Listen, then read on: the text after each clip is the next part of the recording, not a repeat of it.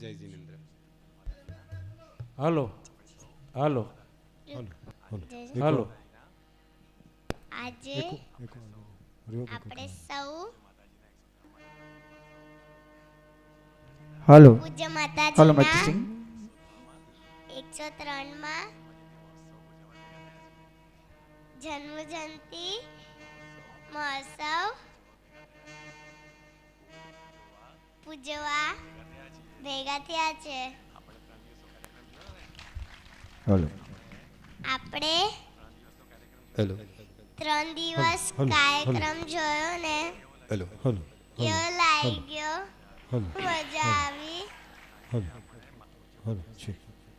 આજે આપણે પૂજ્ય ગુરુદેવ શ્રી પ્રધા માતાજીના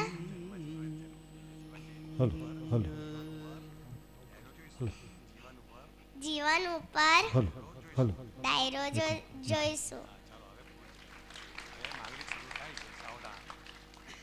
હવે માંગલિક શરૂ થાય છે. સાવધાન.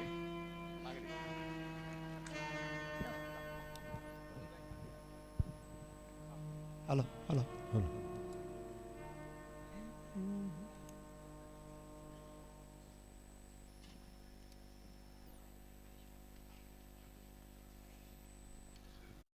જન્મ જયંતિ મહોત્સવનો આપની સમક્ષ લોક ડાયરો કાઠિયાવાડી ભાષા એના દ્વારા સોનગઢનો સુનેરી ઇતિહાસ બધો તો ન આવે, કારણ કે સોનગઢનો ઇતિહાસ તો અદ્ભુત અને અલૌકિક છે. એને વારંવાર વાગોળીએ કે વારંવાર આપણે યાદ કરીએ તો પણ ઓછું પડે. પણ કેટલાક અંશો લઈ અને જે સોનગઢનો ઇતિહાસ શરૂ થયો હતો ત્યારથી વચ્ચેના ઇતિહાસ સુધીમાં આ લોક ડાયરા એટલે તળપદી ભાષામાં અહીંયા આપણી સમક્ષ હમણાં લોક ડાયરો રજૂ કરવામાં આવે છે. શરૂ કરો બાપ.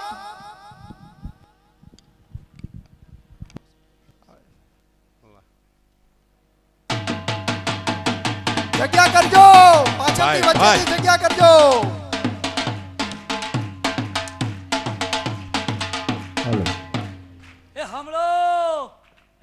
હમળો એ આજે આપણા માત ધન્ય ધન્ય આ ધન્ય માત ધન્ય ઘડીના દિનને 103માં જન્મ જયંતિ મંગલ મહોત્સવને ઉજવવા સૌ કોઈ હાલો હાલો હાલો.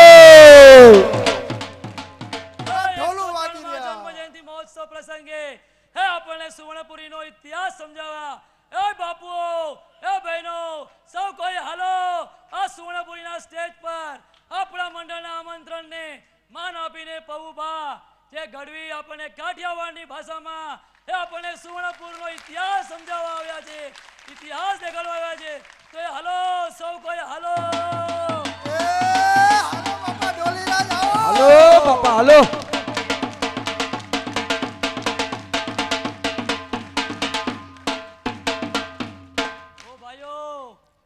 વાતો નહીં કરતા.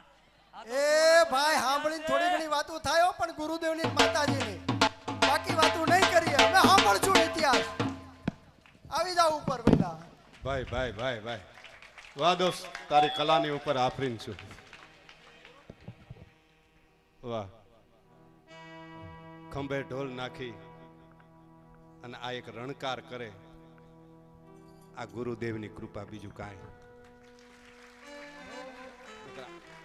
આવી રીતે ખંભે ઢોલ નાખો, બીજો 5-10 હજાર રૂપિયા આપો તોય નો નાખે ઢોલ ખંભે.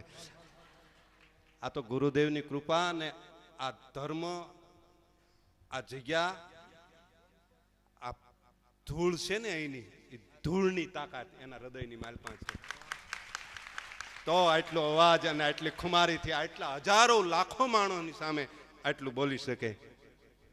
લે પ્રથમ જોકે ધવલભાઈએ વાત કરી એમ મેં થોડોક સંક્ષિપ્તમાં, મને આજે જ ક્લિપ મળી છે અને આજે જ મેં જે કંઈ તૈયાર કર્યું છે એ આપની સમક્ષ રજૂ કરું છું હૃદયના ભાવથી. બહુ ભેહું હાથે રહેલો ભેહડિયો ચારણ સૌ એટલે કદાચ શબ્દોમાં ભૂલ હોય તો એ મારી હશે, ધવલભાઈની કે રાજાભાઈની કે આ કોઈની નહીં, એ તો ભૂલ મારી હશે. વાહ પૌભા વાહ. પણ બને એટલો મને એક વાતનો આનંદ થયો કે બીજું કાંઈ નહીં, પણ આટલા ધર્મપ્રેમી ભાઈઓના દર્શન થયા ને એ જ મારા માટે મોટામાં મોટું બજેટ છે. આટલું ક્યાં મળે? એટલે જ કદાચ બેન મૂર્તિ લેવા ગયા છે ને ત્યારે કીધું છે કે ભલે લાખો રહી, લાખો લાવશે. જય હો. અને લાખો ભગવાન છે, આ બધામાં ભગવાન છે. એ તો અહીંયા કણે કણમાં છે ને. એટલે શરૂઆત હું મારે એક નાનકડા એવા એક છપાઈથી કરું છું. શરૂઆત આપ સૌને પણ ગમશે. અને એમાં એવું કીધું છે કે પાવન મધુર અદ્ભુત યહાં ગુરુ વદન થી અમૃત જરા શ્રવણો મળા સદભાગ્યથી નીચે યહો ચિદ રસ ભરા ગુરુ કાન તારણ હારથી આત્માથી ભવસાગર તરા. જય હો.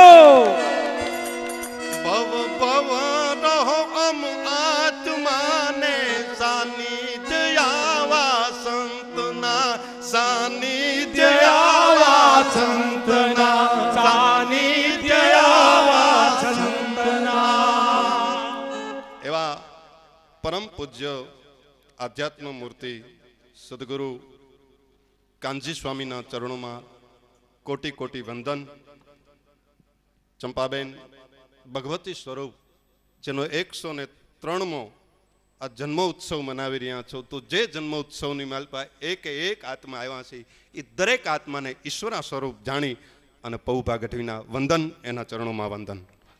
અહીંયા ભાઈએ કીધું કે ધનભાગ ધનઘડી આજ અમારા આંગણે આવો ખુશીનો માહોલ આટલો બધો.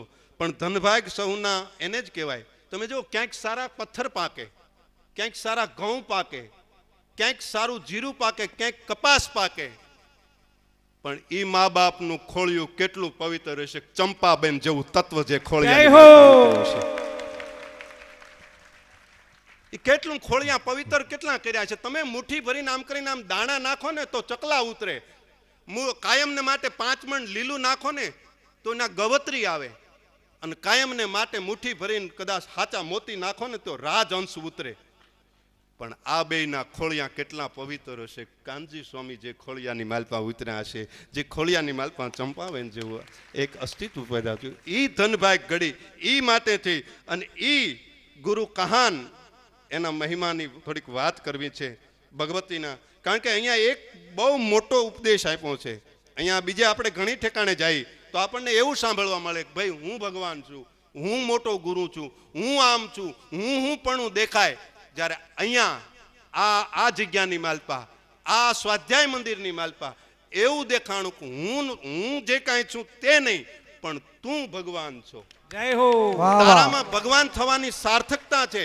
તું આત્માની ખોજ કરે. અને એટલે જ બેને કીધું, બેનનું એક પુસ્તક મારી પાસે ધવલભાઈ આપ્યું, એમાં પહેલું જ વાક્ય, પહેલું જ જે 4-5 ફકરામાં છે એમાં એમ કીધું કે હે જીવ, તું આત્માની ખોજ.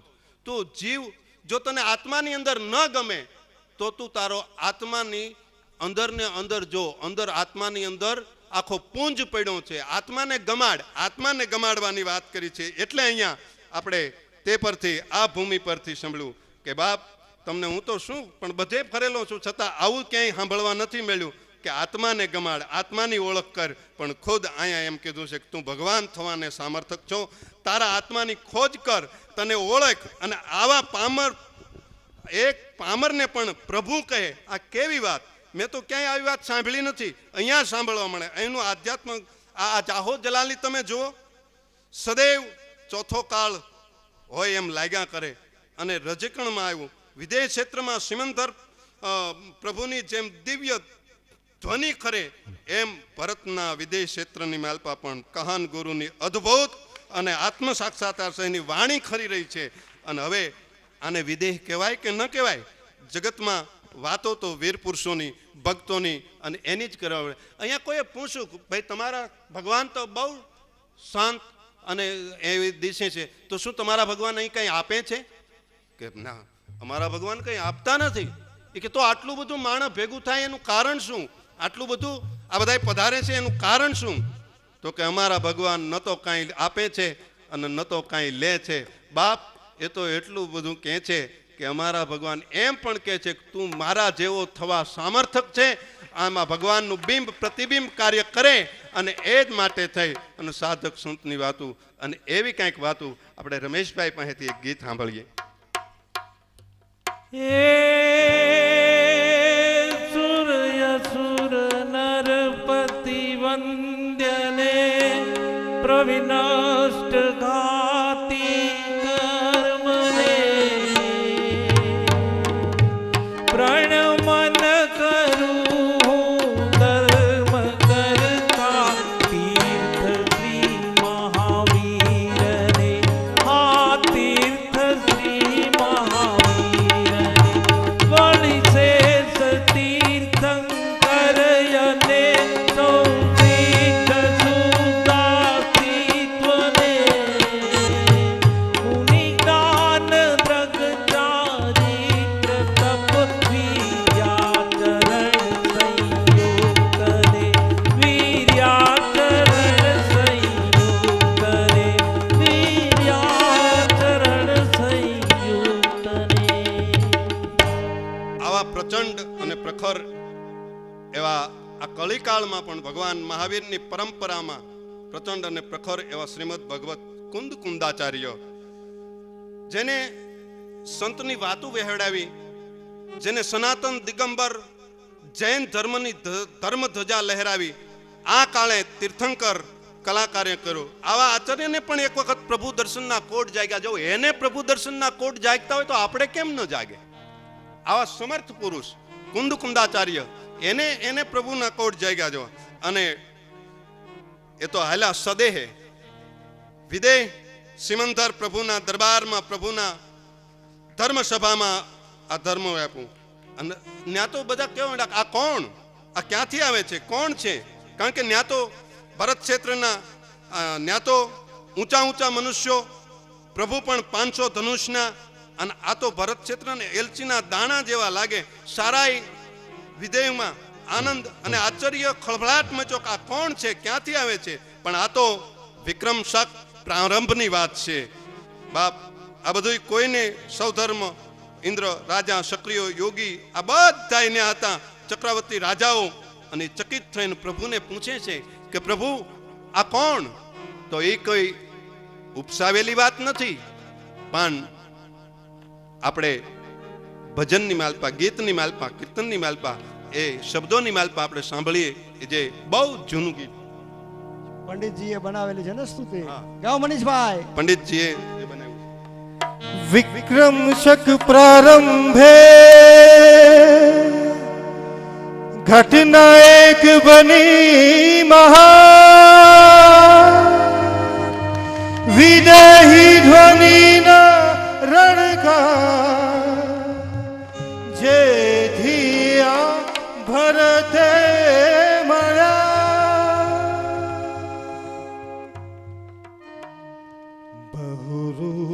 બહુરુધિધારી કુંદ કુંદ મુનિ થયા એ કાળમાં જે શ્રુત જ્ઞાન પ્રવીણને આધ્યાત્મ રદ યોગી હતા.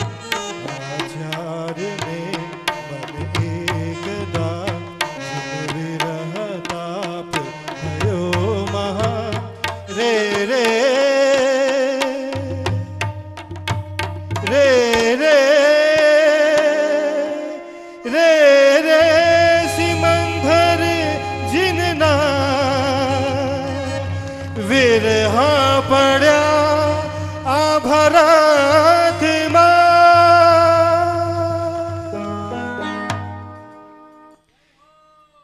એકાએક છૂટ્યો ધ્વનિ જેન તણો સતધર્મ વૃદ્ધિ હજો સિમંદર જીનના સમો શરણમાં નાર્થ પામ્યા જનો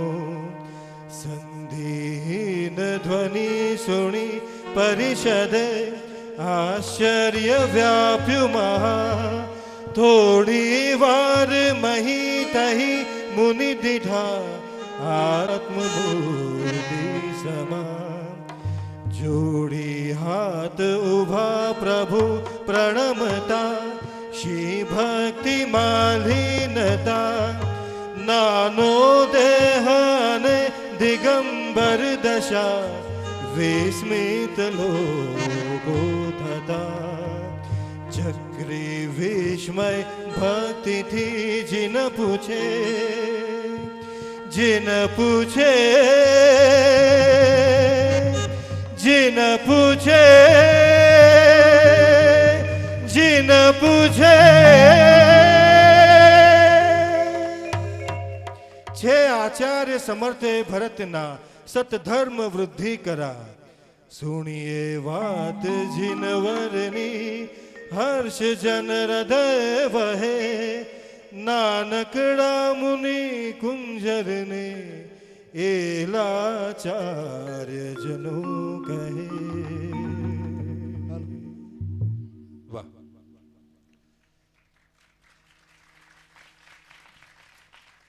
આવું સરસ મજાના શબ્દો, એક એક શબ્દ એ કદાચ તોલમાં નાખો તો એના તોલ ન થાય. આ શબ્દનો કોઈ તોલ ન થાય, કારણ કે તોલ થાય ને એની કિંમત અંકાઈ જાય. આ શબ્દોની કિંમત ન કોઈ આપી શકે, કોઈની તાકાત નથી કે આ શબ્દોની કિંમત આપી શકે. બહુ પૂર્ણ. પણ આવું જ્યારે માહોલ છે, રાજાભાઈ અમારે બોટાદ અને સંજય મેડિકલ અમારે એક રાજુભાઈ એમ કહેતા, ગઢવી તમે ત્યાં જાઓ ને તમને કેવું લાગે છે મને કહેજો.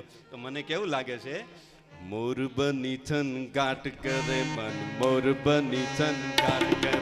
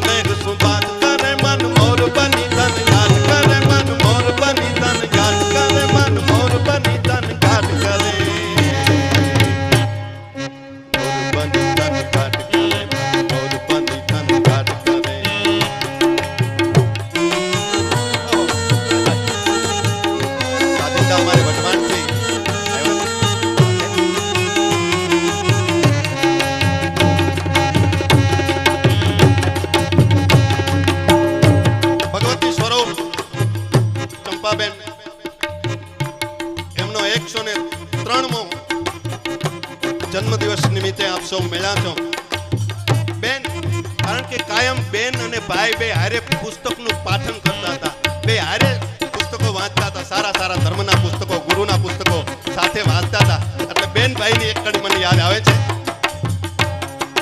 કોણ લાવે લીમડી, કોણ ઝુલાવે પીપળી, ભાઈની બેની લાડકી, એનો ભૈલો ઝુલાવે ડાળકી.